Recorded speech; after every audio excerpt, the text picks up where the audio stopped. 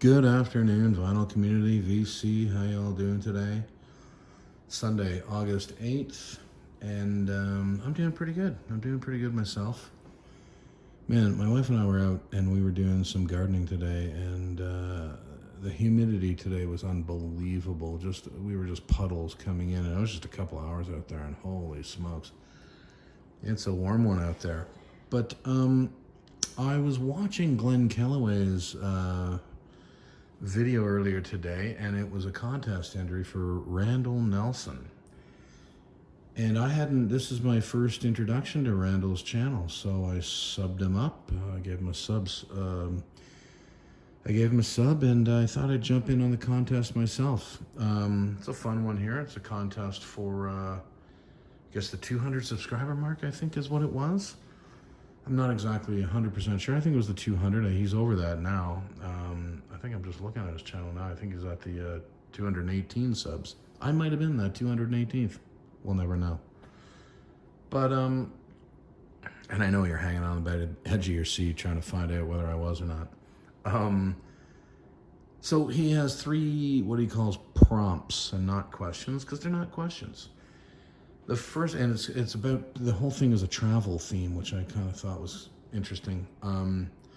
But the questions are, it's forcing me to show some records I've shown in the past, but that's totally fine. It's totally cool.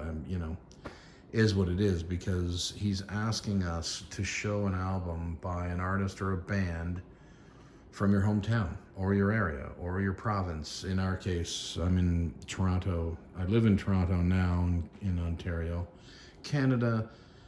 And like Glenn Kellaway, and we just found out, we're both from Scarborough, which is just it used to be a small city just east of Toronto, but now it's all part of Toronto. It's all literally part of it's now Toronto. It's no longer, Scarborough's not its own city. It's amalgamated into the city of Toronto. But anyway, it used to be a small town just east called Scarborough. Glenn Kellaway and I, in fact, we just found out we grew up he was born in the very same neighborhood that I grew up, which is just amazing. Like, I was kind of blown away by that. Literally a couple of streets over.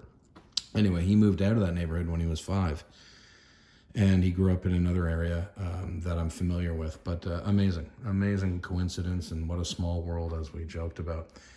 Anyway, Randall, enough about my connection to Glenn Kellaway's with neighborhoods and cities. But Randall Nelson wants us to show an album by an artist or a band that's from the hometown, my hometown, Scarborough or Toronto, an area. So I'm going to show, what am I going to show? 3? Yeah, going to show 3. I've shown this, I haven't shown this record, but I've shown the band before, Gatto. This is, I think, their 3rd, an act of Gatto. These guys were a power trio coming out of Scarborough, made their home in Scarborough and Toronto, and pretty much Southern Ontario and Canada was their thing. So they never really made it out of Canada. In fact, most of it was Southern Ontario, most of their success in gigging. But they were a great power trio. Greg Godovitz on vocals and bass guitar. Gino Scarpelli on lead guitar, and Doug Inglis, who we just lost recently, the drummer. He was a great, solid, I wouldn't call him a great drummer, but he was a really solid rock and roll drummer. Anyway, this is on Polydor, I think this is 79, but anyway, an act of Gatto. They're from the hometown of Scarborough, Ontario. Great power trio. Let's see now. Now we're going to head into Toronto itself. And I've talked about these guys. Actually, I did a video entirely. It was an artist spotlight, band spotlight, completely on Max Webster. And I was a nutty Max Webster fan. There's Mutiny Up My Sleeve. 3rd or 4th record by these guys. It's a great record. And on the Anthem label there, same label as Rush. And Dynamite Band, Canada, they never really made it out of. Kim Mitchell went on as a solo act afterward and became more of a North American star. He with Might As Well Go for a Soda and a couple of records, Akimbo logo and so on that he had success with. But this was his main act in the 70s and late 70s and very, very early 80s. And then they called it quits. But Max Webster was a great Toronto band. I just adored as a kid. Always have. I still love them. I can rank them as one of my favorite bands of all time. I really can. But yeah, there they are. Oh, my brother, there he is. He's sneaking his name in there. Look at that. Oh. But anyway, Mutiny Up My Sleeve by Max Webster, great band from Toronto. And then I thought I would show, I have not shown this band. This is Rough Trade, another Toronto band. Made it more later as a band. They were really started in the late 60s and all throughout the 70s. When the new wave thing came along, Rough Trade made their mark. And this is the Avoid Freud album, and there's a hit off of this called High School Confidential. I think you can see it right there. High School Confidential. True North label. That's probably a Canadian label. Is that? Oh, it's a little. Oh, that's just the outer sleeve. I was a little worried there that the label was bubbling, but it's not. Anyway, Rough Trade, another great Toronto band. Carol Pope and Kevin Staples were the duo that wrote everything, and they've been together as a writing partnership for probably 8 years before this record came out. Anyway, another great Toronto act, Rough Trade. Okay, the next prompt, show an album about your city, country, province, state, region, or so on. Well, I can't really show a record necessarily an album based or dedicated to my city, but I can certainly show a couple of records, a few records that have Toronto as a theme, a song about Toronto. And I've shown this one before as well. And I was just talking about Max Webster, but this is Max Webster's debut record. This is their first one. And oh, my brother again, look at that.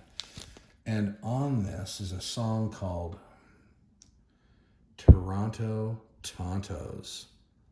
Last song, side one. Pull it out of the sleeve so you can see it better. Toronto Tontos, last song, side one. You can see there. Yeah, so they wrote a song called Toronto Tontos, and that was off their debut. Max Webster again. So that's the first one I'll show regarding the city of Toronto. The next one it's kind of more hidden within the song. And yeah, I'm going back to Rush again. I think I've actually got Rush a number of times here. Did I already? No, I haven't shown them, but I've shown this record a couple of times already on videos, but Rush's Hemispheres. Now, again, there isn't actually a song called anything like with the word Toronto in it, but as you can see, the last song on this side is La Villa Strangiato, okay? I'm going to take this out of the sleeve here. Let's show the great inner, show the great gatefold. What a great gatefold that is. Always loved it. Kept me occupied for ages as I listened to the entire record. Now, I'm going to try to zoom in here. La Villa Strangiato, here, right? And as you go down, it's broken down into these sections. As you see, section 7, Danforth and Pape. That is a cross section in the city of Toronto. It's 2 streets, and it's actually, I don't live too far from there. But that's in La Villa Strangiato, Danforth and Pape, a reference to Toronto. And then back it up with another Rush record, Moving Pictures. I think a lot of you Rush fans out there probably know where I'm going with this one. But the last song on side 1 is the instrumental classic YYZ. And YYZ is the airport code for Pearson International. YYZ there. If you can read it, hopefully the glare is not too bad. Anyway, that's the airport code for Toronto International Pearson in Toronto. So yet another reference to Toronto, but not having the word Toronto in it. All right, so there's a couple of references to Toronto that I thought I'd show. There was, I know Glenn Calloway went down the lowest of the low angle, and I was going to do the same. I thought, you know what? No, I've shown enough. You know, I could talk about lowest of the low. Glenn is a huge lowest of the low fan, and I am too. Love them, especially that record. Well, not just especially. All their stuff was great, but Shakespeare in My Butt was their debut, and it was a big, big record here. A huge success. All right, the third prompt. Show an album or song. This is all the travel theme here. So show an album or a song about your favorite destination or a destination you'd like to go to. Well, I've done a lot of traveling in my life, mainly because of work, because of what I do for a living, and I've had to travel quite a bit and worked in a lot of cities. One city I've never been to, and my wife and I would really love to go to, is Paris, France. And I know that's who doesn't, right? Get in line, guy. Get in line. Who doesn't want to go? But and I know that actually Randall, his destination that he talked about was Paris because he's been there a lot. So I thought I'd do I'm going to talk about Paris because I haven't been there. And I'd love to be there. Or I'd love to go there. So, Joni Mitchell, another great Canadian artist, with her record Court and Spark. Well, the classic, if you can read that, I think you can. Free Man in Paris. What a fantastic track. Incredible. And on the Asylum label here, and that was actually about, I think it had something to do with David Geffen. I think it was about David Geffen. Anyway, she wrote about that because he would go to get away from it all. Free Man in Paris. What a great song by a brilliant Canadian artist. One of our greatest ever.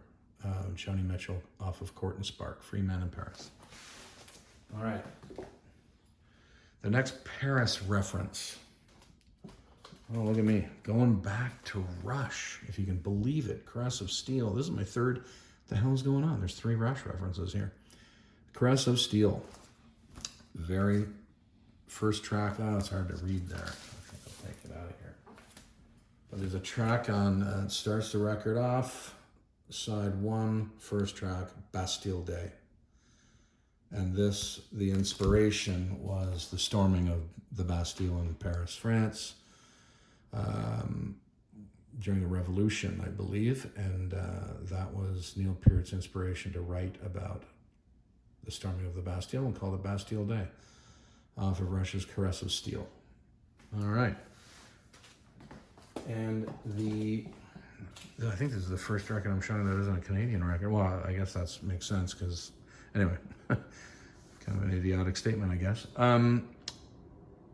The next one I wanted to show, third one, is the Style Council. Now, this is the North American cover. It was different, and the name of this is their debut. My Ever-Changing Moods is what we called it here, but it was Café Bleu in Europe, in the UK.